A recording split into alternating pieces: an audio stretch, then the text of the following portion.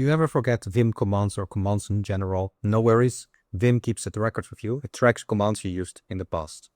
One way to view the commands, as you might already know, is escape:history. Enter, and you'll show a list of your previous commands. So this escape:history, and then you see the list of your commands. An alternative way is using a little pop-up. So if we remove this and we type escape q:, so that's q:, then you get this little pop-up.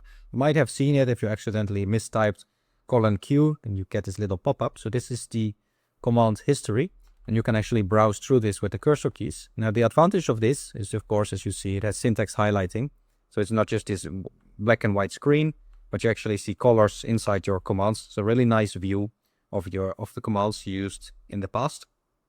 Now to close this, of course, you press escape:q, but to open it, you press escape:, so the other way around. And then you have this command line history that you can actually edit in. So we can write in here if you want. It's not static, it's dynamic.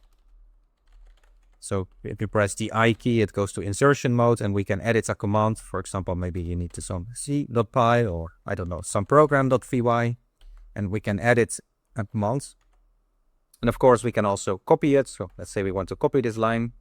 We can, or we can delete it with D twice. So all kind of commands you can do.